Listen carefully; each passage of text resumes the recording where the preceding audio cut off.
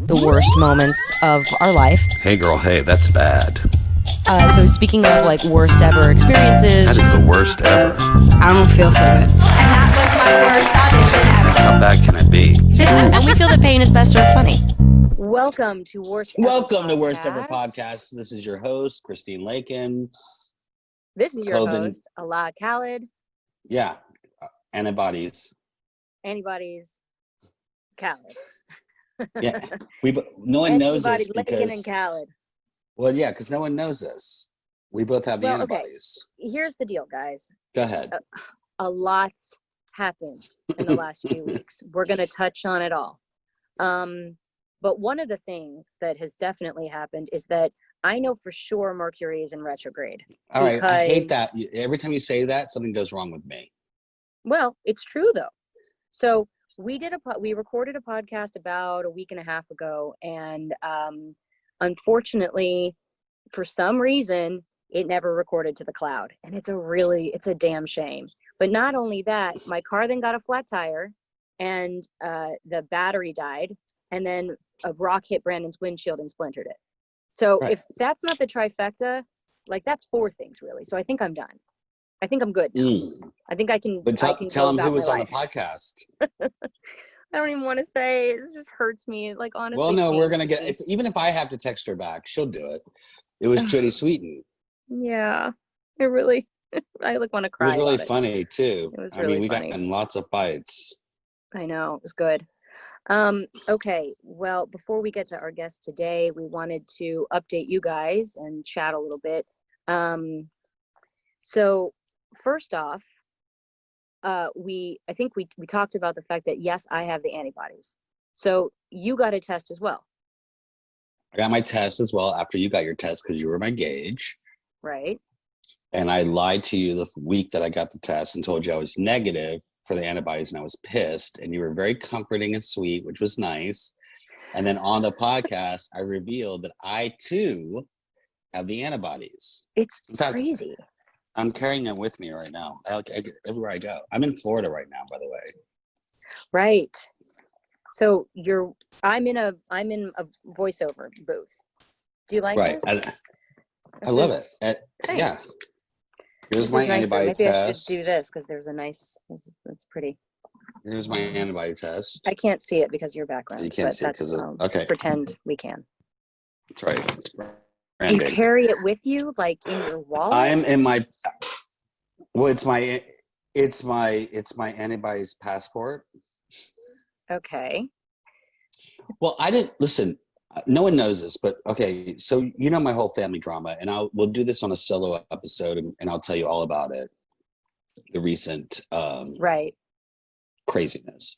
My uncle, that was in the nursing home, was now at home, had cancer. He passed away. I flew down a couple weeks ago. I got the call from my cousins. I should come, so I, like any true Khaled family member, booked a ticket the next day during the COVID and took a flight and took a flight to Atlanta and drove from Atlanta to Tampa and went to the funeral, saw him before he died and went to the funeral. World War III happened. I'll talk about it later. I mean, when I say World War III, I mean like nothing you've ever seen before. Oh my God. Oh, okay. Disaster. Anyway, made it to the funeral. From what I can remember, it was more about everyone else's drama than the funeral, but whatever. We'll talk about it later. Okay. So I've entered this Georgia and Florida state line where everything is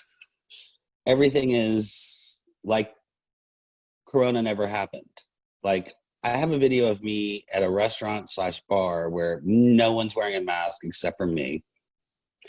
Are you wearing the disco mask? I'm wearing it was a nighttime thing. So yeah. Were people looking at you like you were nuts? No, they kept going, "Where'd you get that?" I was like, "Well, why don't you have one on?" And you're period? Also like, stand away from me. Yeah. Don't talk to yeah, so yeah, close yeah. to me. So anyway, I'm in Florida. I've been here for 2 weeks.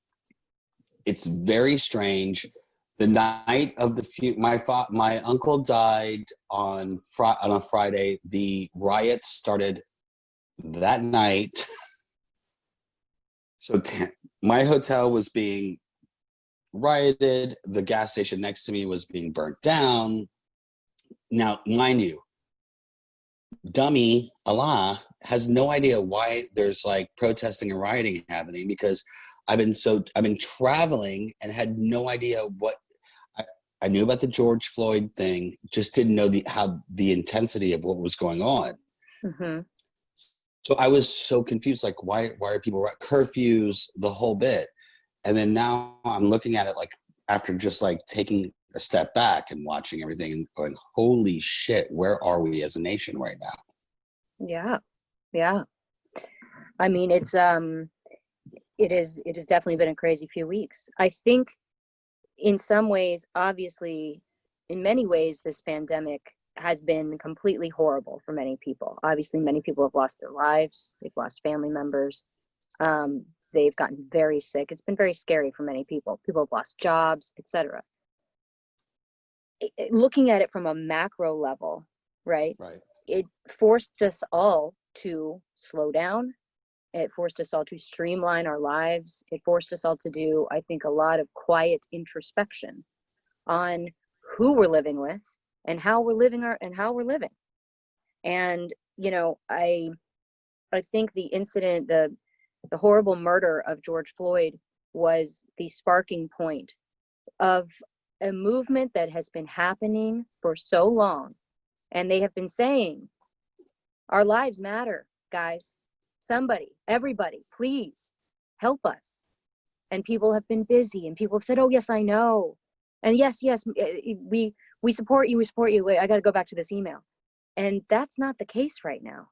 People are home, they're watching, they're listening, they're seeing it. I think it's the good thing, if we can look at this, if anything good is coming out of this time for us, I think, especially for white people, I think we have to like take a moment and really re-educate ourselves on the history of Black America and what has gone on and how we have been complicit in keeping the systems the way they're at. Things have got to change. We know that. We know that this is like, now the police systems are getting looked at. Things have got to change. And the way that we think about it, it starts with us. It starts with the way we raise our children. It starts with the way we talk about it. So I think if we can put a positive spin on this, you know, it's that America is starting to wake up to it. I hope. Well, I don't know if that's the case, to be honest with you. I'm not going to sit here and lie to you, because I'm in the South right now, and everyone is really concerned, obviously, but then I still look outside, driving outside my window and seeing the segregation and poverty, and it's not going to change overnight. It's not like people have a protest and all of a sudden everyone's different. I understand that, but what I'm saying to you is, we're lucky that we're in a generation right now where the cell phone is a weapon. That's right. Yeah, we are. You know, we're lucky that people can't get away with certain things because we're in a world where you're videoed no matter what, where you are or whatever. It's true. So it's come to light. It doesn't mean that it hasn't existed. And I was hanging out with my high school mentor, my music teacher, Keith Galasso, recently. And I said, I feel like we were almost in a better place in the 90s in high school, because I felt like we were all, I don't know, I could be wrong. I could be stupid. I don't know. I just felt like it wasn't as crazy as this. This is crazy. Now I see all the world is like London, Spain, Italy. They're all protesting for this man, which is amazing. We also have it's a global pandemic. So I think there are a lot of countries taking stock of the way things are. They're watching what we're going through, and they're like, yeah, hell yeah, this happens here too. And I think that's really fascinating. It's not just America that has the problem. We can see that. So it's not something that I think any of us can turn away from anymore and pretend doesn't exist or pretend it's getting better, because it's not. Well, I mean, we're not in politically. I mean, I don't want to get into politics or anything like that, but this whole Bible thing, I was like, oh my God, what is happening right now? What is happening? It's just a full circus. It's a full circus show. It's insane. I've never seen anything the- like it. I was like, It's huh? the weirdest, strangest. And how can The View go on vacation this week? I was like, huh? I'm like, I was like, you know, I was ready to tune into The View and go, oh my God, they're going to go have a field day with this. And they were on vacation during the week of the whole thing. I was like, no, they can't be on vacation. Oh. Well, we wanted to, my husband and I, we really wanted to go to and participate in some of the protesting happening in Los Angeles. I was very moved by it, and I had felt very activated by the response of the community here. And we're like gearing up to go. We're like finding where it's going to be. We're making a game plan. And then my husband looks at me and he's like, we can't do that. I'm like, why? He's like, there's a pandemic happening, and I understand everyone has their own level of what they need to do. We hired our nanny back because I'm working and he's working and we have 2 kids and we don't have any family. And you have family, you just don't have them there. They're not here. They don't live with family, and they don't live with us. They don't live in the same state. So yeah, I mean, we need help. And it was a long conversation because I want to be, if you invite someone in your home, there's a whole set of protocols about how you talk about that, about what their response, like what their risk factors are, who they live with, who they see. And so you have to come to like a mutually acceptable understanding of how everyone behaves. And we've done that with her. And the last thing I want to do is risk that for her. It's not the deal we made, you know? So, I was at a funeral where all your family was together. Right. I got a huge fight with one of my cousins. Yeah. Because he wanted to hug my parents. I don't know. I can just imagine you being and like, I was like, you can't. No, that's exactly how I was. And he was like, what's wrong with you? She's my aunt, my uncle. And I go, I just flew across the country and I haven't hugged my parents. Okay. You think I'm going to let you hug my parents? I go, we're not compromised. My parents are compromised. I know. Yeah, exactly. I'm not taking the chance. It turned into a whole thing because it was a whole, and this is like my nice cousin. This is the one I'm not fighting with. This is like a normal, like, you know, he was trying to do the nice thing and hug my parents. I get it. But I'm like, dude, you also live in New Orleans where you guys don't give a shit, you know? I'm not, it ain't happening, you know? I mean, so it turned into a whole thing. There's like a whole part of me that's like, I feel as though I was indoctrinated almost to be in this certain mindset, you know what I mean? And now things are starting to open up. I think things just sort of have to open up. They can't keep us like this, keep businesses like this forever. But then I'm like, was it not really that big of a deal? Like, are we okay wearing a mask? That's how I feel I'm here. so confused. I don't know what to do anymore. No one is wearing a mask here. It's the craziest thing I've ever seen.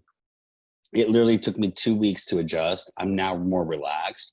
I also have my antibody passport, which helps. You don't know that. You don't know that. But in my head, I'm going, this thing is, you know. By the way, I think I'm going to do another one here, another test here. Why? I'm just going to keep testing. Why? Because I want to see if I can get it again. The COVID or the antibody? I'm going to do another antibody test. They're offering the antibody test here free, but I think it's the prick test. So I want to see how accurate the prick test is. It's just a test. I love that you have become, it's like you are on the forefront. You are on the front lines being the guinea pig, but like in a really, you know, ghetto manner. Wow. No, I mean, listen, it's Worst Ever Investigates Scientific Edition. Right. It's a scientific edition. I've been back and forth from Orlando to Jacksonville. By the way, my parents' new home in Orlando, that's why I was there. I've been going back and forth to make sure that I was planning on going later because they're going to move in the end of the month. They closed in March, but due to COVID, they couldn't move in. And now we're doing repairs to the house and things like that. My friend is actually working on the house. And so I've been going back and forth from Jacksonville to Orlando. And maybe a mile down, the police officer who killed George Floyd has his second home, his vacation home there. So there's police everywhere right there. People were protesting at his house. There's Black Lives Matter, Black Lives Matters painted on his home. It was great. I was like, what's going on? This, by the way, is a very nice, it's a nice neighborhood where you would think, oh, it's like small town Orlando, you know. Mm-hmm. And I literally was driving with my friend, and I was like, why are there so many cops here? He goes, oh, that's the guy's second home, his vacation home. I was like, what? So Orlando had a curfew, Tampa had a curfew, Jacksonville had a curfew. You guys had a 6 o'clock curfew. We had a 8 and 10 o'clock curfew in these cities. I think it was 6 for a while. Our phones and watches were going off with that Amber Alert buzz like every 5 minutes because it kept changing. I don't know why we kept getting all these different. It was like 5:30. No, it's 6. No, it's 4. No, it's 5:30. What's happening? But yeah, I mean, they boarded up like all of the stores, even in some in the valley close to where we are, and nothing ever materialized. Well, I heard in a violent manner, really, in the valley. I talked to my friend in New York, and he said, where I got the COVID, he said that Soho is destroyed. It's like if you saw it, you would. It's crazy. Wow. Yeah, it's nuts. Yeah, you know, this is the other part of the coin, though. The other side of the coin is that because so many Americans live paycheck to paycheck, and then this horrible thing happens, and so many are disproportionately affected based on where they have been living already, what kind of poverty line they've been living in. And, you know, it's like, thanks for the stimulus check, but like, how is that supposed to sustain you for 3 months? For most people, if they even got them, because, you know, there's a whole conspiracy that all the Puerto Ricans in Los Angeles, Puerto Rican Americans, have not gotten a check. I've never gotten one. There you go. Sorry, what's your last name? What's your last name? Khaled. I have a conspiracy about it. I think there's I know. I wonder if your brother got one. Imagine he got one. I'm sure he got one. God. But anyway, I'm saying like people are desperate. It's a desperate time for many. And I hope we can heal through it. I hope we can learn from it. I hope we can heal through it. I hope we can be better to each other. Hope you can be nicer to me now that we've both had the COVID and come back from it. As Melania Trump once said, we have to be best. Be best. God, please stop. Okay, wait. Last thing I want to ask you, because our Go ahead. guest will be here soon. Everyone's wondering where the wig is, and I apologize. I traveled last minute. There's no wig. I didn't bring it with me. So that's what I want to ask you about. So the travel. So did you have the hazmat suit? Okay, so my hazmat suit did not come in time for me to travel. I had ordered it thinking, oh, because I thought he's going to have some more weeks. It was such a last minute thing that I was like, fuck. So I didn't get it in time. Yeah. But I will tell you, LAX was very different than I remember. How so? Okay, so, you know, usually it's a 24-hour airport. Well, they close from midnight to 5 right now. My flight's at 6. The flights, the airport's closed. You can't even walk Airport's around. Closed. Got it. Okay. You can walk into the check-in area, but there's no one there. It's just closed. Got it. Wow. And my flight was at 6 a.m. So I had bought vodka bottles, the minis, because I knew that by the way, I was on the first class ticket because it was only $100 more than the coach. Right. And my luggage would have cost $100, like $75. So it's like, I'm getting the first. And there's only 6 seats in the first class that they allow in, and because they do every other. Mm-hmm. And I asked the flight attendant, she said, yeah, the flight's full. And I go, well, what's that mean? She's like 81 in coach and 6 in first. And I said, okay. So I have my Delta Sky Club membership. So I went in there and had like a glass of wine at 6 in the morning. And I just was panicked. I didn't know I needed a drink. So I had my mask. I had, the whole thing. Boarded the plane. When you walk on the plane, they hand you a bag of like a small bottle of water like this. Can you see this or no? Mm-hmm. Kind of, yeah. Okay. A small bottle of water, those minis, Yep. it's in a bag with a Purell and a bag of like cheese, those like square cheese chips, whatever they're called, Cheez-Its. Cheez-Its? Yeah. Okay. And some Purell and biscuit cookies or whatever those are. That's it. I love those. So, by the way, if you're going to fly at this point, don't book first because there's no service. Just Okay. you're getting the same service as coach.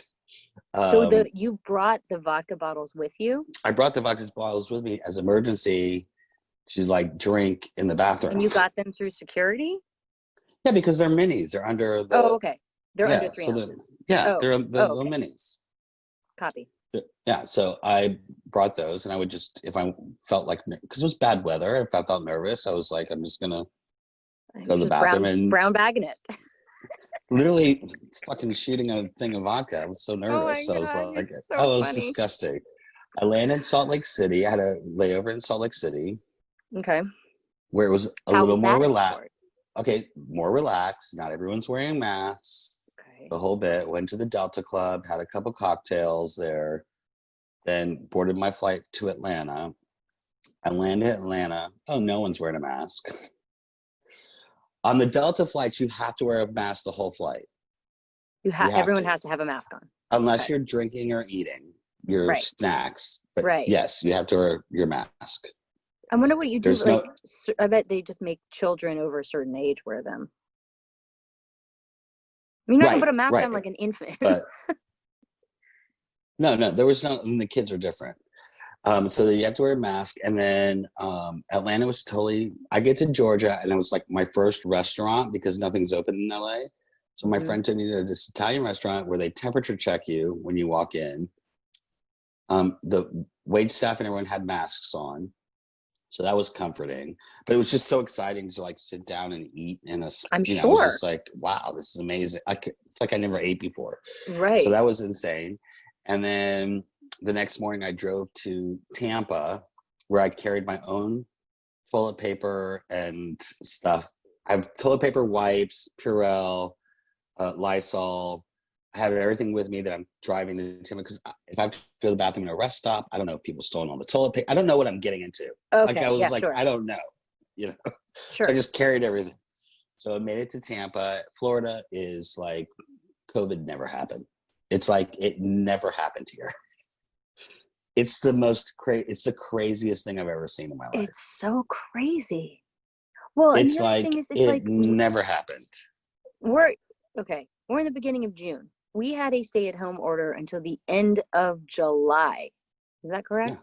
Yeah. And now all of a sudden, there's been no so we're stopping the stay-at-home order. Things are just starting to open. The other day, I just read someone was like, "Oh, we're getting into a phase 3 opening." I was like, "What? What happened? Where was the press conference? I think I missed it." Well, that's why I was saying to you is it's weird. It took me a week or so to like get adjusted to it, but now I'm like more comfortable. I get it. Like, I don't think it's right. I just feel more relaxed. I really hope. But we I also don't have see another huge spike.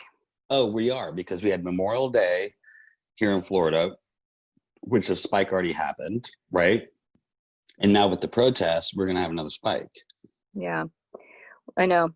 So preschool is like starting up again, and they want to know if we're in or out. And I feel like I'm like, I don't know what kinds of decisions to make. Well, how long do you have to tell them?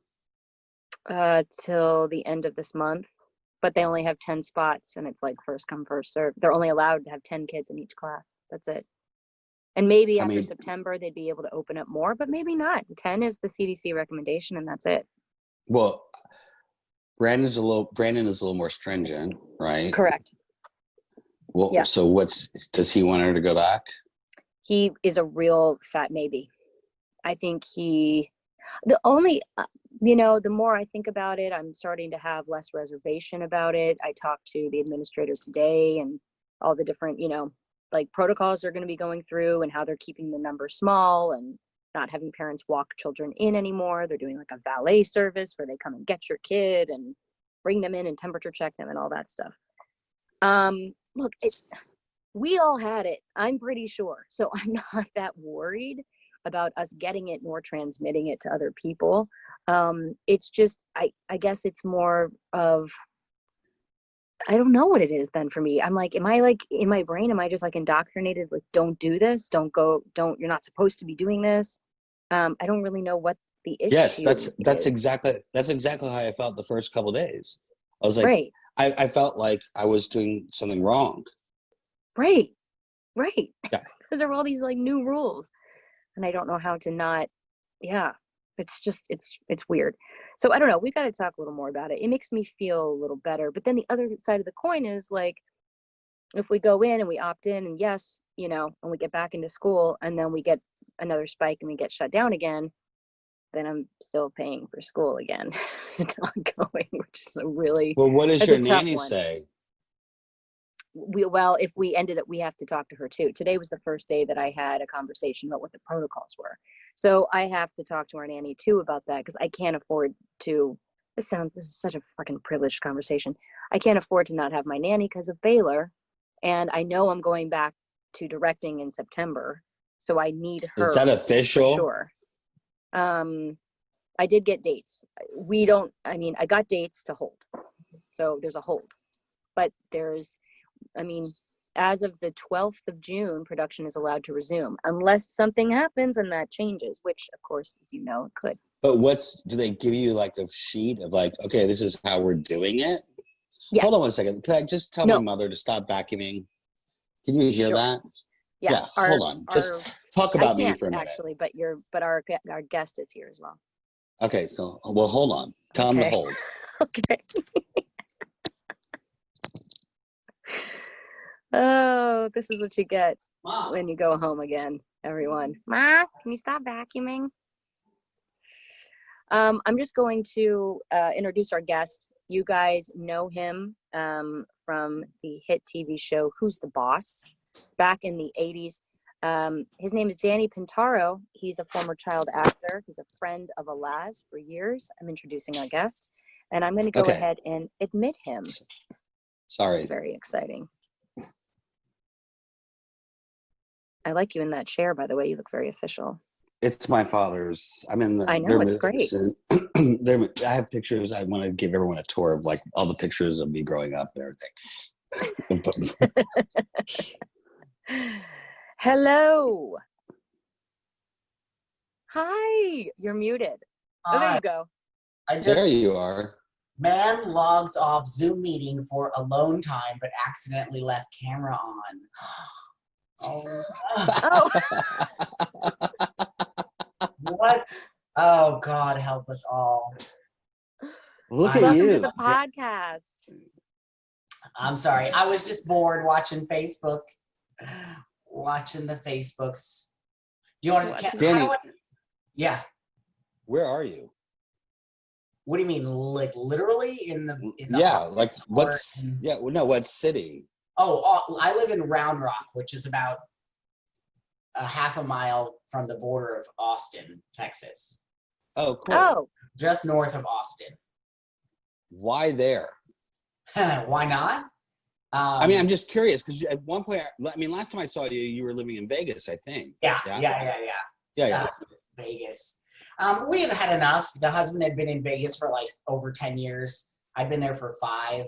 And Vegas is the kind of place where, it's fine for a hot minute and then it just becomes too much. I can't imagine. It must be so hot. The summer's there. It's just gotta be unbearable. It's ridiculous. It's absolutely unbearable. And unless you're actually on the strip all the time, it's just suburbia. It's really boring. It's just not that fascinating. And we were barely going to the strip unless we had to. So it was just time for a change. And so we were doing some stuff, and I was doing some traveling for, well, back at that time, I was doing some traveling for Comic-Cons. Oh yeah. And we went to a couple of cities, and Austin kind of stood out, but not particularly. It was great. We loved it. And then all of a sudden, I love Austin. I love Austin too. It's a Keep Austin weird.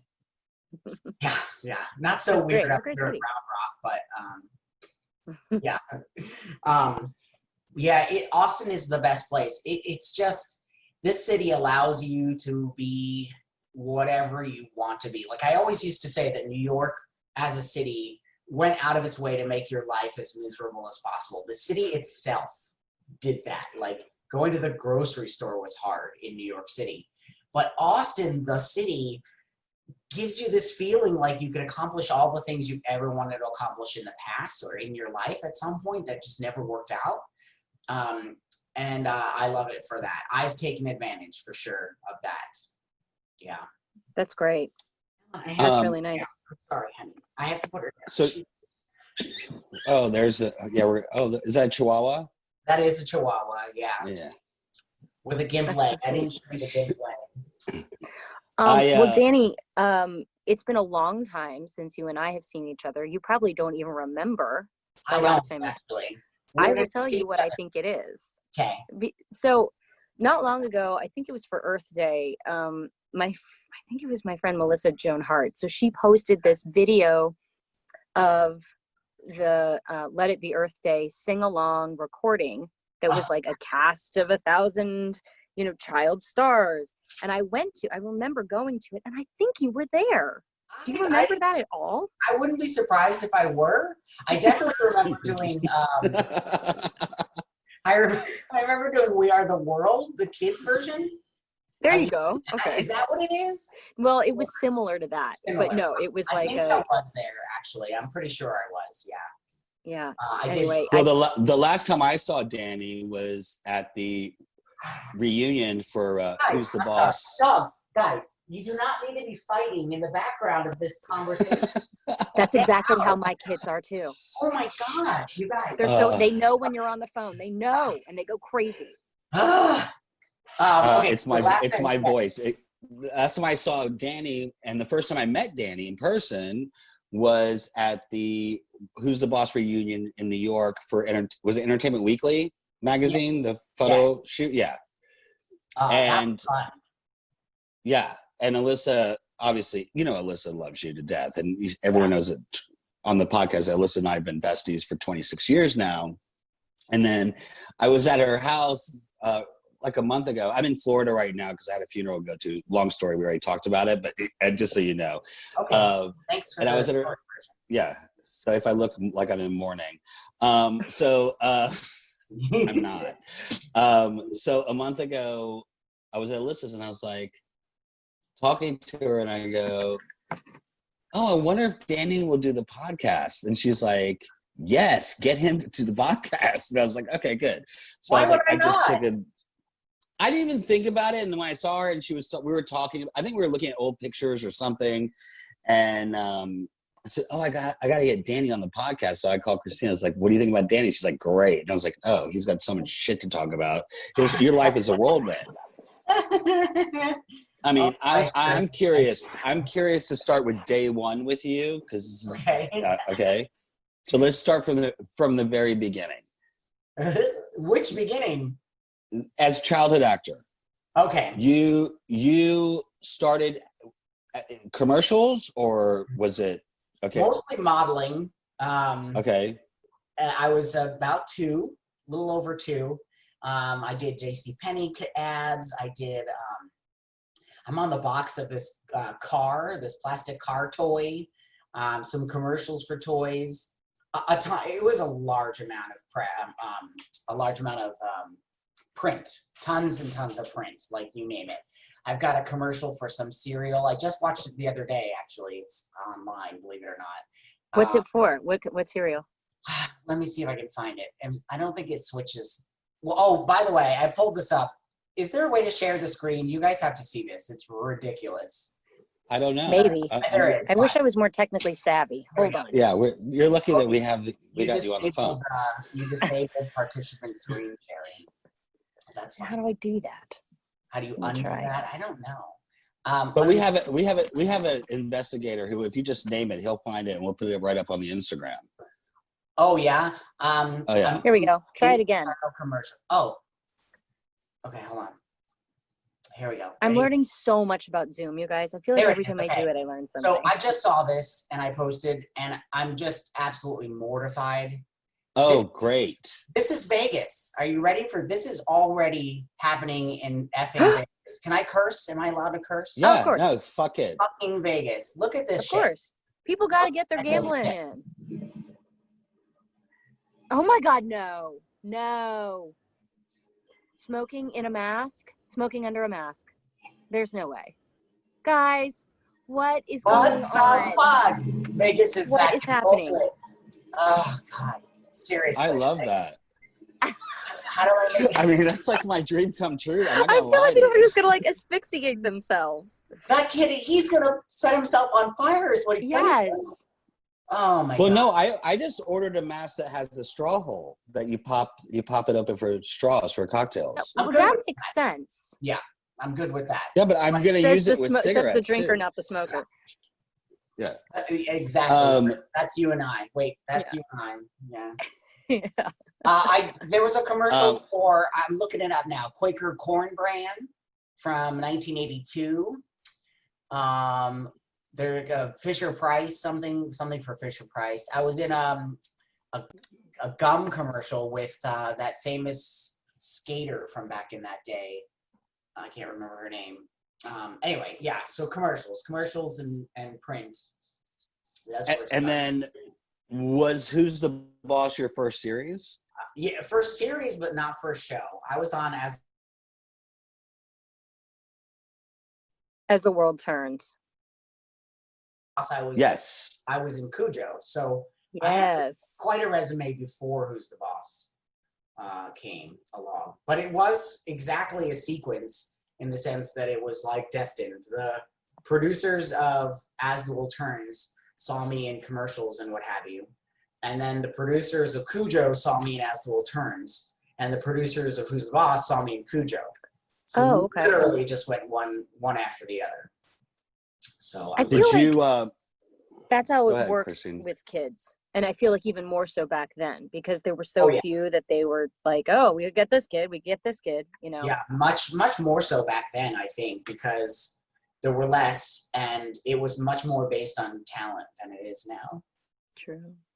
You didn't say that out loud. Did you see the face I made? It was like all kinds of, this is going to be on the shade?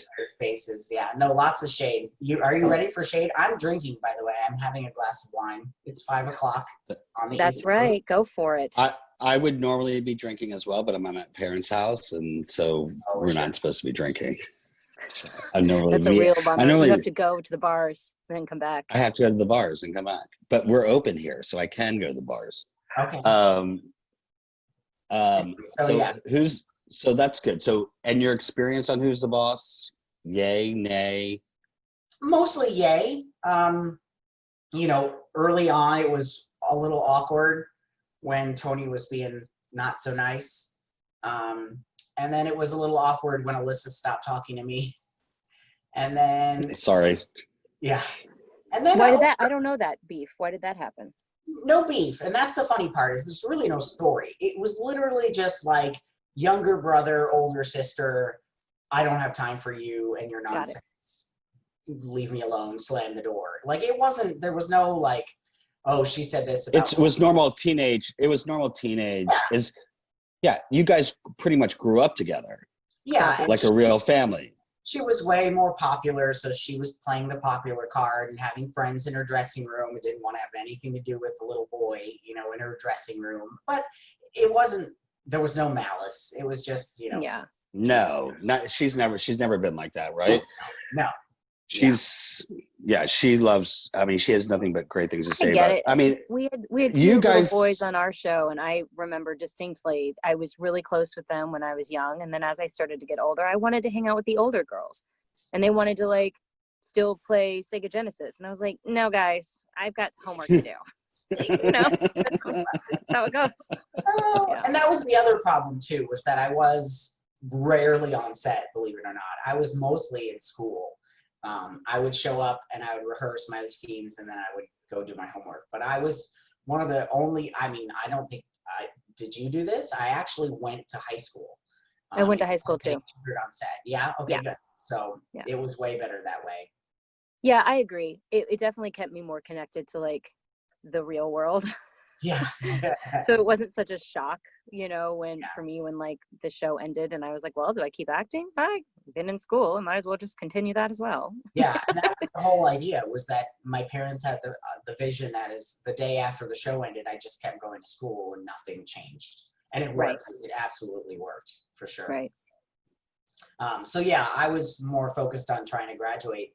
And right after the show ended, I was like junior going to senior, and I was doing AP classes and had a 4.3 GPA, and I was just trying to like do that and get into a good school, and then Stanford. So I was at Stanford trying to do Stanford. Wow. So Alyssa and I didn't really speak. I mean, I kept in touch with Tony and Judith a little bit, more Judith than anybody else, especially Right. when the gay stuff happened. When all the gay stuff The happened. gay Did stuff. the gay stuff actually happen, or it just that was my next question? Is like during Who's the Boss, you weren't out, obviously, right? I wasn't even thinking about it. Well, maybe secretly, but not no more than that. No. Yeah. Right. And then Stanford, is that when you came out? Yeah, I was. I had a long-term girlfriend in high school, and broke up with her to go to Stanford. I had a sort of a very long-term. It's supposed to be long-term girlfriend. That when I got to Stanford, and was madly in love, I broke up with her for a girl who lived in LA. When I went back to LA for another story, and she and I were engaged. Oh, And, wow. Wow. She and I were like headed for the wedding, and then I broke up with her for a guy. So it was that was the procession. And I have this fantastic picture somewhere in a box of all three of them sitting in a room together. It was really, something. Oh my yeah. gosh, that's wild. Not that long after all of it as well. So the fact that they were willing to be in the same room, I think says a lot, because I think everybody in the end realized that I was just trying to fucking figure out what the hell was going on, Sure. But did you plan were you planning the wedding? Absolutely. Oh yeah. And the honest answer is that if I hadn't been gay, we would still be married with many children. She's still my best friend, and Oh, that's great. yeah, That's wonderful. she's terrific. Hey, Yeah. I mean, everybody's just trying to figure it out, especially some people are older, some people are younger. It doesn't matter what age you are, Happy Pride Month, by the way, everyone. Woohoo! Pride Month. I know. Speaking of Pride, will there be a Pride with like parades, and is that all postponed? What's happening? Yeah. What's happening in Texas, by the way? Are you in quarantine? What's going on? Texas sucks. We always say we don't live in Texas, we live in Austin. Right. Now I technically live in Texas because I don't actually live in Austin. So Williamson County, the county I live in, is real shitty. It's everything's open again. It's life as normal, and it never really wasn't, because if you do look at the numbers, Austin specifically, we haven't seen jack shit when it comes to COVID. We haven't seen anything, and so people here just don't understand. They have no connection to it other than what's on the news. So wild. It's really Well, that's also because they canceled South by Southwest. Yes, thank Yeah. God. Because Yeah. had that happened, we'd have a different story probably. Well, and I think too, where we saw big spikes were on the coasts where people were coming in internationally, It kind of right? went like this, but by the Yeah. time we got to this, we had already done enough, of the rules, social distancing, that by the time it did get here, it had fizzled. So it's a good thing and it's a bad thing, because I don't know about you, but there's a second wave coming. Absolutely. We Probably. talk about it all the time. Oh, No, yeah. I was just telling Christine before you came on, and I was saying I'm in Florida, and it's as if it never existed. It's the craziest thing I've ever seen. Of I'm all like, places too, Florida, where all the people who would die or who will die yeah. live. It's the one place where it's just like, yeah. I know. I actually called Alyssa. She FaceTimed me the other day, and she's like, "How is it over there?" I go, "Alyssa, I'm freaking out." I go, I don't know. I feel like I feel like I'm doing something wrong, because I'm here and like I'm sort of starting to get relaxed about it. I still carry my mask, like I have it in my back pocket. I carry my mask. I have, a different mask for every time of day, and I have my nighttime mask. I have my daytime mask. I have my branded mask. Sure. I have my hospital mask. No, I have it all. I had my funeral mask to match my suit. I had a mask. I have a mask for everything. Oh my gosh, I love it. I made mine. But oh, you did? Would you make it out of? Sort of. I taught myself just for this. Okay. I made it out of an old dress shirt that I really liked the material for. Oh, that's smart. Cut that bitch up and whoop, here we go. Found a thing That's online. great. It works. Yeah.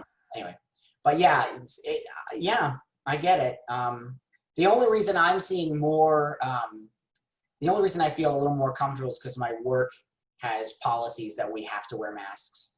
But we've never did social distancing at work because it's not possible with a veterinary office. Like you can't hold it up, take blood, and do procedures and maintain the social distancing. So the best we could do was, across the room from the owner of the dog. But even then, rules here were relaxed that they would come in with no masks and we would be sitting in the room with them. And so thank God we had that rule. But I spend 11 hours a day in a mask. It's a lot. Yeah. Gives you a lot of respect for people who are doing those long shifts in hospitals and not only wearing masks, but having these face shields and, the pictures are amazing. Yeah.